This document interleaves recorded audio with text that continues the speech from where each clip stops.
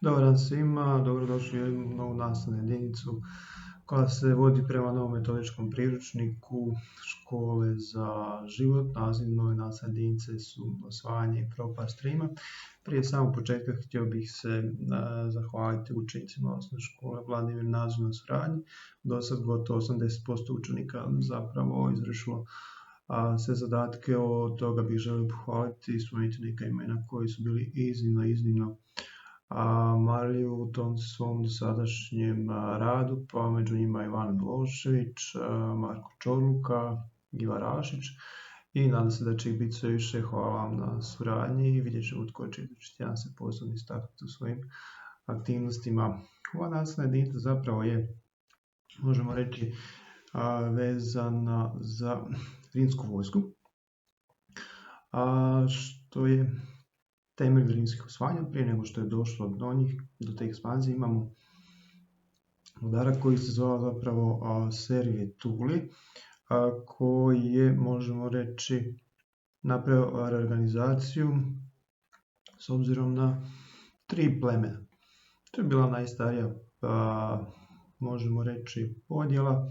Svako pleme je imalo otprilike, ja se pričam, negdje oko 100 vojnika. U svakog vojnika još išlo i 10 konjanika. Kad sve to skupi sa brojem tih plemena, odnosno kurija, došlo bi se do brojke otprilike 3300 vojnika, gdje bi morali napraviti osnovnu raščlambu s obzirom na pješadiju i konjanike. Pješadiju su obuhvaćali vojnici koji su izravno sudjelovali u borbi, dok konjanicima u tom vremenskom razdoblju nije bilo dozvoljeno da sudjeluju u vojnim aktivnostima. Bili su zaduženi za izvidnicu, za stvaranje komešanja, nereda, prekida komunikacija, možemo reći za sekundarne vojne aktivnosti koje su bile manje izložene opasnosti, ali su bile također bitne.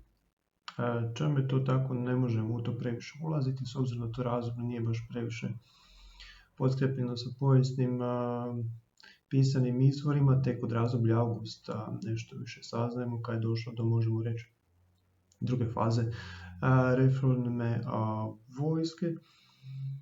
Konj je u tom vremenskom razdoblju došao 10.000 asa, što je bilo iznimno mnogo novca, jer u tom razdoblju 16. stoljeću prije Krista bila je podjela, možemo slobodno baciti pogled na neke osnovne karakteristike kojima ćemo još pričati, podjela na 5 razreda. Svaki razred je bio podijeljen s obzirom na novac koji se uložio u tog vojnika, jer je to bila privatna, na neki način, vojska, privatno domovinska, u smislu da je se očekivalo od osobe Rimljanina da sudjeluje u vojsci, ali na svoj račun, na svoj trošak. Najbogatiji su dali 100.000 asa za svoju opremu, nešto manje bogati 75.000, još manje bogati 50.000. Ta 3 razreda su manje više bila osnovna i još su tu bila 2 koja su bila, možemo reći, marginalna, a njihova vrijednost opreme iznosila 25.000 asa i 11.000 asa. Struktura zapravo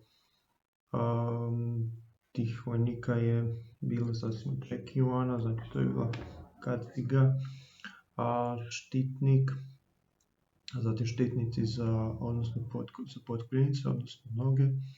Osim toga tu se nalazila koplje ili pilom sa guntum, odnosno mač koji je bio zapravo poseban iz tog vremenskog razdoblja, te se napređivao, nije bio ogroman kao neki mač iz tog razdoblja, niti previše kratak kao bodež. Možemo nažalost reći, zvuči ružno, ali je bio zapravo izvrstan za neposrednu borbu prsa o prsa i nije baš previše pedagoški, ali je bio izvrstan za zapravo torz, odnosno središnji dio tijela, prema čemu je bio usmjeren s obzirom na svoje propozicije, dršku i duljinu mača. Razlike između prve, druge i treće klase s obzirom na opremu u tom razdoblju je bilo u štitnicima za nogu i samom središnjem oklopu. Četvrti i peti, možemo reći, red vojnika, odnosno klasa, imala puno lošiji materijal, a nije recimo koristila metal ili uopće nije imala neke dijelove. Recimo koristila neke elemente za udaljenu borbu, kao što recimo to pračka, odnosno luk i strijela, ili su bacali na veću udaljenost kamenjem, međutim bili su dosta precizni, čak na udaljenost 200 metara i preko 200 metara. U tom 16. stoljeću prije Krista možemo reći, s obzirom na iskustvo vojnika i temeljnu jedinicu koja je bila manipula od 120 vojnika, jer legija baš nije bila u to vrijeme u svakodnevnoj upotrebi. Legija je došla od termina legere, što značilo sabrati. Što znači da je se vojska u to vrijeme kupila teritorijalno, s obzirom na one koji su bili klasa, odnosno razred, i svi su ulazili u to i svakih 5 godina zapravo se još pravila podjela oni koji si mogu i ne mogu priuštiti opremu da budu dio te vojske. Pa možemo reći, tu su bili princepsi koji su bili iskusni vojnici iz tog vremenskog razdoblja, nisu najčešće bili u prvom redu. U prvom redu su bili najmlađi koji su zapravo bili na neki način željni pažnje, imali su mnogo energije i bili su spremni riskirati više od, možemo reći, ostalih kako bi dobili iskustvo, ali i pozornost na svojih nadređenih. Na kraju tu su bili trijariji. Trijariji su bili najstariji vojnici, možemo reći veterani, obično su imali iznad 40 godina, a u vojsku se obično ulazilo od primjerice 16. godine pa do 40. neke. 46. recimo da je bio uobičajen vremensko razdoblje, čak i do 60.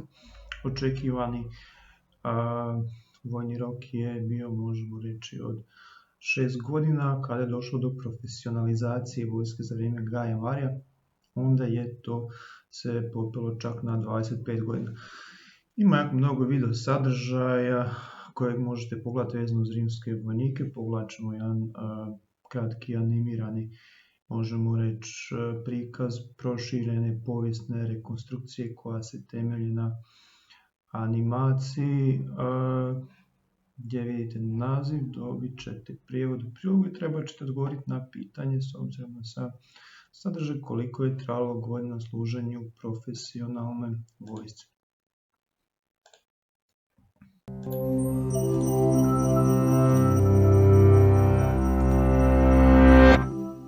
The year is 15 CE, and the Roman Empire is prospering.